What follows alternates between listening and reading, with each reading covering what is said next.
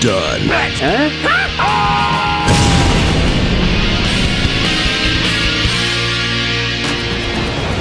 Hello, I'm the Nostalgia Critic, and this is Niagara Falls!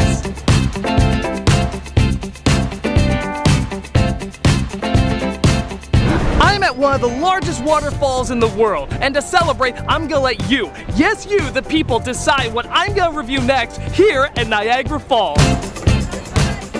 So how about it, everyone? You have me here at Niagara Falls. What would you like me to review? Look north and the Titanic movie! Look north and the Titanic movie! Really? Because I could have sworn you were going to choose the Marilyn Monroe movie, Niagara. The romance between her and Joseph Cotton has been described as a raging torrent of emotion that even nature can't control. But Monroe plays a tantalizing temptress that kisses fired man's souls. You can't deny such poorly worded smut! Alright, fine. I'll review this movie that has nothing to do with Niagara Falls, but you guys have wanted me to review for years. Will that make you happy?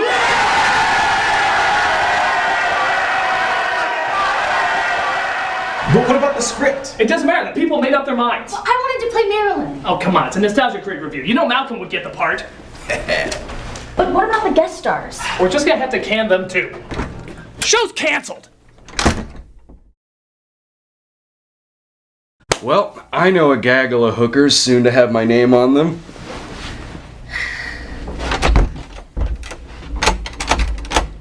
It's locked from the outside. Well, that goes along with him cutting the phone and the TV. Who does that? He said it would keep us in character. As what? Amish bed testers? Is that why he also took our phones and deep fried them? I really should have drawn the line at that. Why do we do things with him?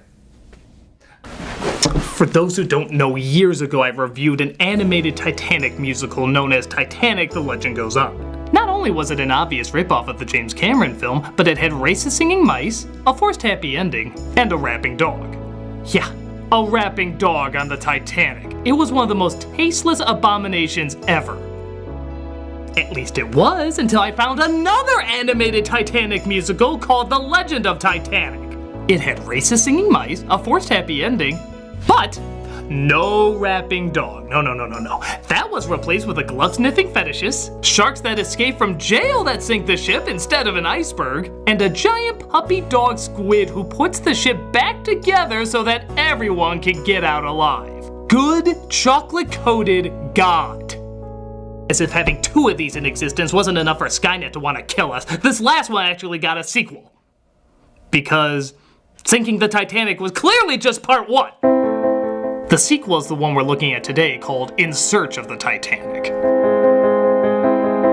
Just when you thought things couldn't possibly get any stupider in a world that focuses on the sinking of the Titanic, what does this one throw in? Atlantis! Yeah, Titanic and Atlantis now exist in the same universe.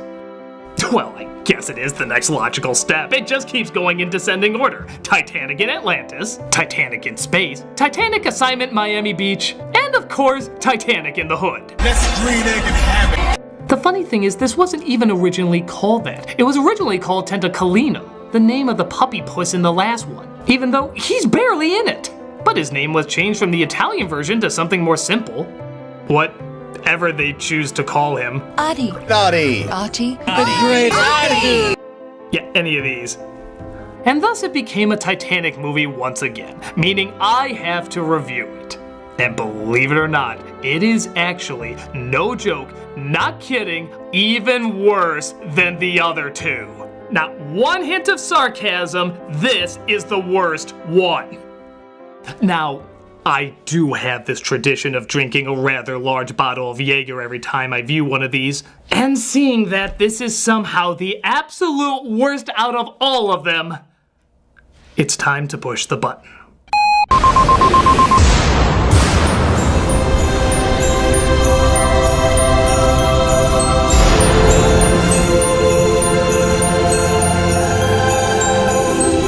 I know where I'm vacationing this week. Let us begin. We start with a recap of the last film. And if you think you know the story of the Titanic and don't need a recap, you clearly haven't seen it from writers whose everyday dinner looks like this. It was called The Rip-Off of Dreams, and it was. It really was. It says the film takes place 3 years after the Titanic sunk, where apparently there's been quite the technology boom in those short years. I guess the 2001 aliens are dropping monoliths on marine biologists. But it looks like they only got half the enlightenment because the only people going down to search for the Titanic are 2 of the passengers and their dog from the first one. Are they really qualified? Just because they were on the Titanic doesn't mean they can find the damn thing. Hey, I know where Amelia Earhart is because I watched an episode of Star Trek she was on. Millions in research funds, please. I guarantee you, though, they're gonna see stranger things in this yellow submarine than the Beatles ever did. Starting with their dog, who can talk to them now.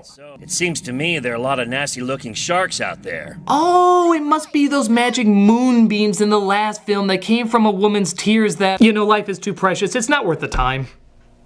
And don't forget about the little mice friends from the last one, who are just as afraid of the sharks watching them as the dog is. We're at sea. This is their home. Honestly, there really isn't anything to worry about. Sharks, indeed. They're worse than cats. Even cats eat mice.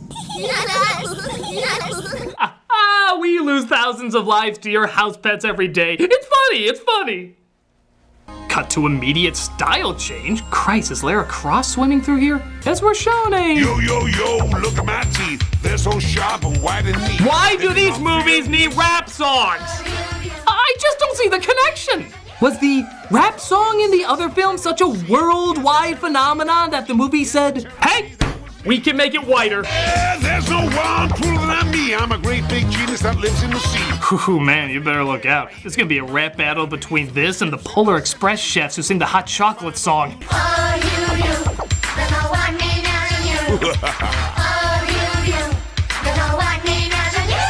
What the hell are they even saying?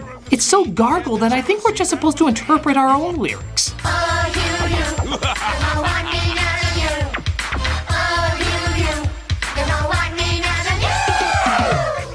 So the head of the sharks is told about the Simpson testicle and he tells his minions to attack it. Why? His detailed reasoning will send shivers down your spine. Are you sure it's yellow? I hate that color. I can't stand yellow. Macbeth had the inner duality of acquiring power while holding on to his humanity. Ahab demonstrated how revenge can destroy others as well as yourself. This character hates yellow. If that brilliantly established motivation doesn't give you goosebumps, I weep for you. So he orders the sharks to start sinking their teeth into it. What's happening? Calm down, Smile. Relax. It must have been an underwater current. It couldn't be those things I said wouldn't attack us attacking. Let's make another joke about cats. Let's cut the cables. They chew on the cable so discreetly that they don't make any sound effects. Must be on silent running. As they're tossed around inside. Try to stay calm. Yeah, because that worked so well before. What was your advice on the Titanic? Read a book? The cable is cut, but the sharks don't want to finish them off just yet. The reason? Right now, I have to go and brush my teeth. A lot of people underestimate the importance of shark dental hygiene. But in a bizarre twist, the sharks are also in cahoots with the bad guy from the first film, as they communicate via jellyfish telegram. Okay. Jeffrey, now this is important. I want our mini submarines to be in a permanent state of alert. Jesus, how many submarines did they have back then? If your evil plans to get rich, I'd say mission already accomplished. Our Muppet tentacle porn comes across the sinking sub, but can't pull it out even though he was originally strong enough to put the Titanic back together. Who can he get to help? Whoa! It begins. Yep, an army of every 80s girl toy that ever existed arrive and tell the Craptopus that they can help. Thank God they use their advanced technology of bubble in a can. Bubbles! And ride their literal seahorses to the city of Atlantis. Their dog Smile wakes up to see what's happening. Help! I'm dead! Keep calm, you're all safe. No, I'm dead. And you're taking me to doggy hell. Wow, thanks for putting that idea into kids' heads. Did your puppy ever bite you? He could go here. They take them to Dr. Calamity Jane as our heroes discover that Atlantis is kinda like a creepy comfort inn, except somehow even more hostile. Go and get things ready, immediately. Get what ready? Calm down. Me? Yes. To be able to... Wow, what an asshole! Talk out of line again, and I will smite down upon thee with great vengeance and furious anger. You will know my name is the Lord. You have to drink the elixir before you visit the city. Of course. Keep calm. If they wanted to harm us, Stop they saying wouldn't have keep saved us. calm! This elixir is such a Have pretty you noticed all the bullshit it got you in? Look, Sharks, keep calm. We're gonna drown. Keep calm. Drink this incredibly suspicious shit. This elixir is such a pretty color. The skull and crossbones are especially adorable.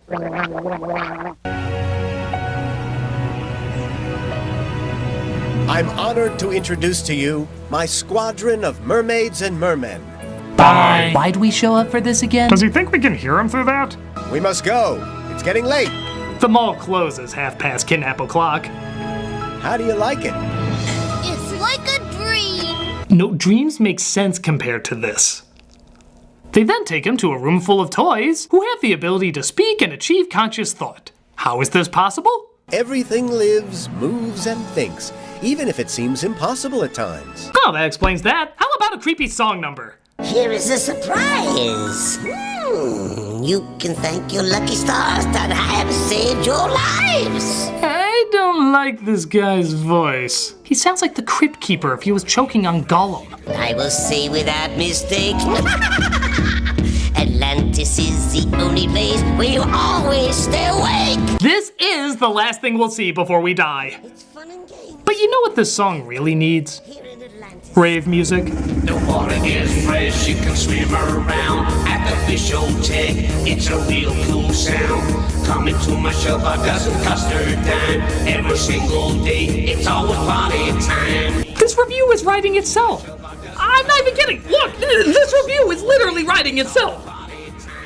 This is so terrifyingly batshit insane that you can actually hear someone off-screen declare, "This is scary." I'm not even kidding. Listen closely. Do you hear that? I swear she said this is scary. Yes, it is, poor soul. I think we know who the real survivors involving the Titanic should be. But the musical counselor lets some uncomfortable news slip. Up there, you can't go back. Oh, I'm sorry. I was supposed to tell you that after the chloroform sprinklers went off. Holy Christ, I need a drink. Hey, who drank my Jaeger Planet? Tonight, we are young. So let's set the world on fire. We can go higher. Higher than the sun. There's the sun.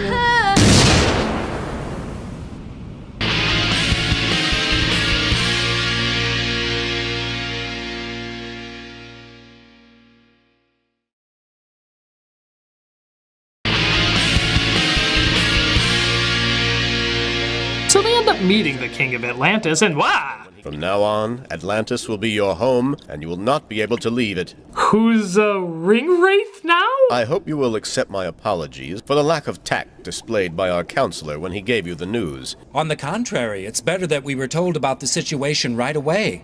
And I have to say your counselor informed us in the most amusing way, which helped us all to see the benefit. Yes, I love being told I'm a hostage via bullshit music that even Radio Disney would throw in acid. Clearly, you thought long and hard about this. He's also told that the elixir not only has them breathe underwater, but also can have them live forever. Again, would have been a nice nugget of knowledge to know earlier. Your friends aren't still getting over the shock of the news, are they? No, they're still a bit surprised by it, but they understand that we had no choice in the matter. What are you smoking to be so okay with this? Now might be a really good time for you to get angry. Our mice friends come across other mice in Atlantis, because that's a common Atlantean infestation. And it turns out there are even more offensive stereotypes than them. Yeah, you can never be too prudent. After you, everything is ready. It's open, but you can trust us, you know. Get out of here, go! And take the flask with you! We call him Mickey Mouse Rooney. While that's going on, Smile comes across a new companion.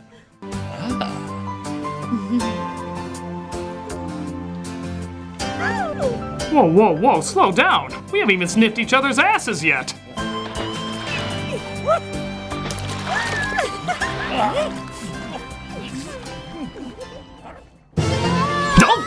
I guess that scene was over.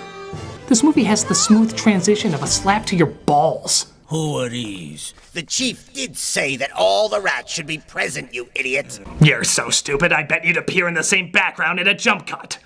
So the rats of this underwater world don't like the Atlanteans and want to take them over. Let's take a huge stash of the elixir of life with us. Thanks to the elixir, we'll be able to conquer the world, and we'll offer that annoying little pink octopus as a present to Razor Teeth. That fish is the one that causes all the problems. Razor Teeth?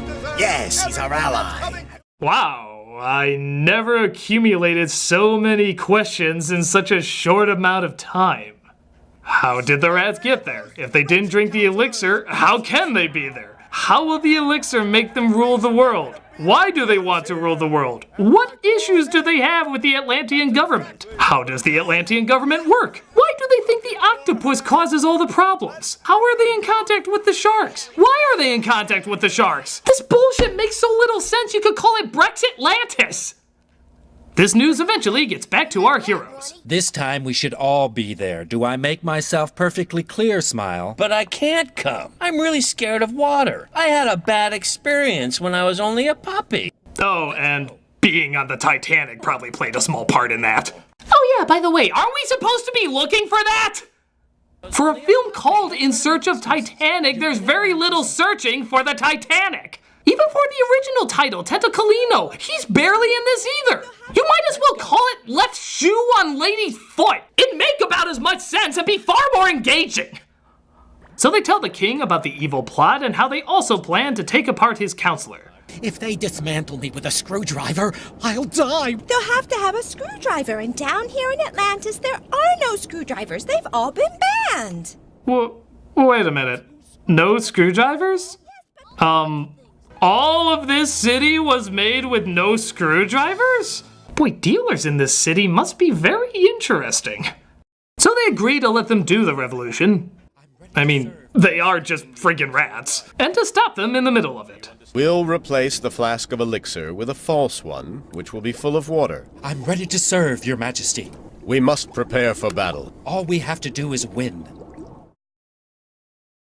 You've made everyone dumber for saying that. So they help them get the fake elixir, but the Atlanteans are there to head them off. That's it, good! Whoa! Smiles is packing! I'm sending you all to doggy hell! You hear me? Doggy hell! Which we just clarified exists! Attack! Wow, look at all those ships. And not one screwdriver was used on any of them. A little spit and mud goes a long way. So all the toys are marching into battle when somebody spots a little girl doll in the army. A little girl? Little one, I appreciate your effort, but this is no place for someone like you. What is your name, my child? For the love of broken bagpipes! What? I'm not a little girl. I'm the commander of the mountain artillery troops. It's a curse, not a disguise. I'm dolled up like this because I fell into the hands of a little girl who thought she'd put a wig on me when she saw me with this skirt on. Your Majesty! Don't come near me. Let me fight. I have to banish this curse that's haunting me and regain my identity. Okay, some notes? How is a little girl dressing you up a curse? It's just a little girl dressing you up. There's no supernatural elements. Second, why don't you just take the wig off? Along with the makeup? In fact, you're underwater. How the hell does it stay on anyway?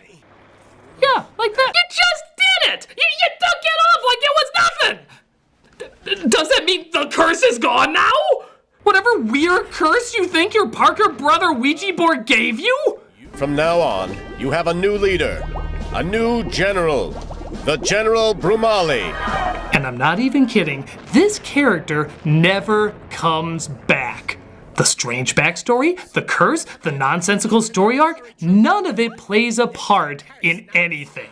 It was 100% pointless. Well, thank you for that.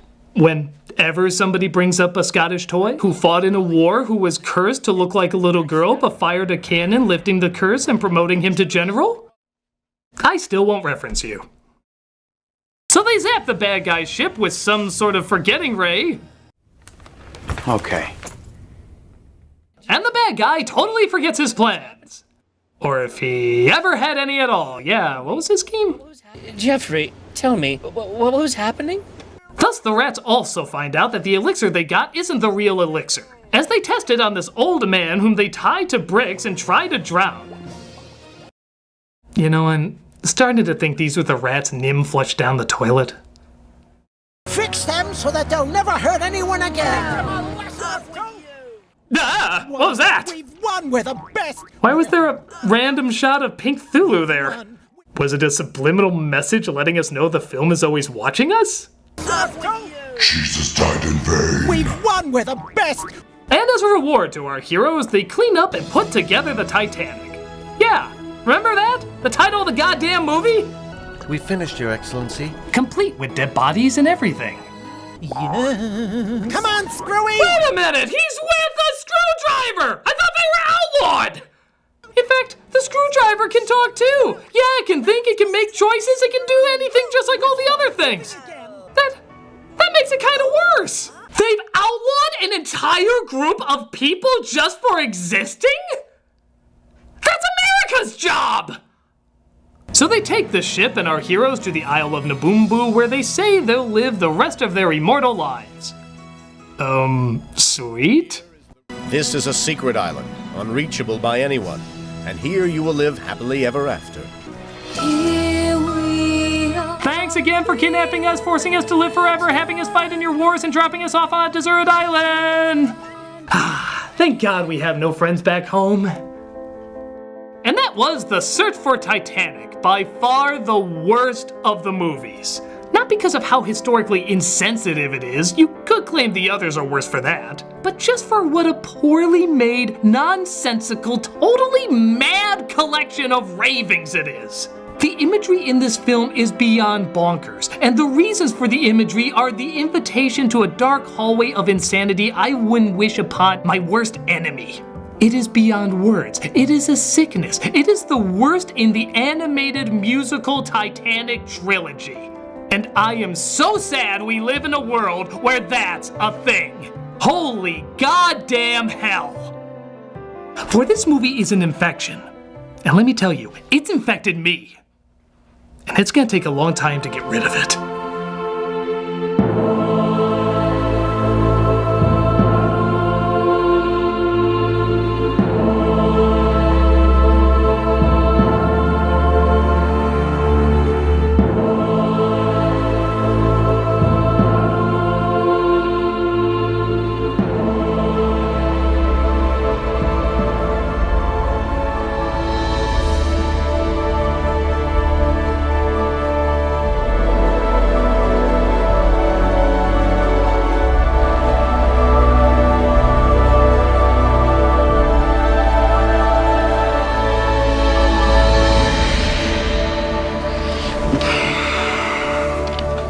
Hello, I'm the Nostalgia Critic, and I will survive. You know, it's funny. In the end, all I had to do was think of people less fortunate than me. That somehow just cleared everything up. Just thinking of people less fortunate than me.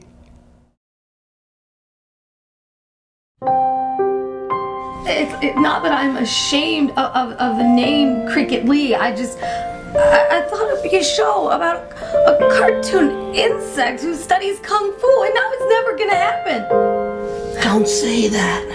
Yeah, we'll make it happen. Actually, I think there is a porno of it.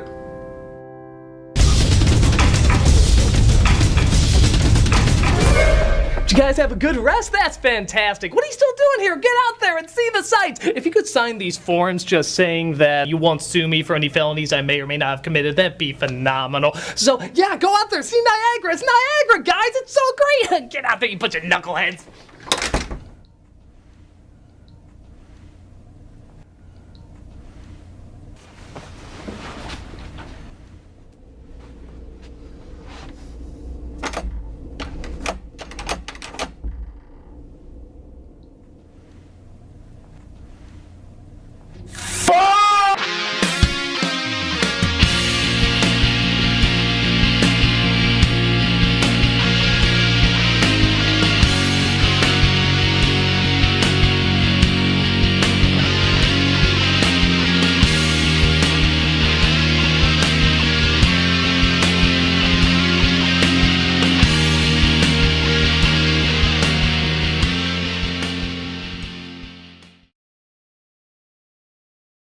all we have to do is win.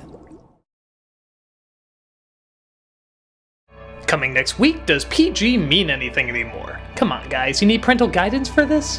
But you can see it now under Vessel's ad-free early access. Just $3 a month to see tons of people's videos early, as well as a bunch of other extra features. Check it out and get the early scoop. Hey, Doug Walker here doing the charity shoutout. This week we are doing the American Foundation for Children with AIDS.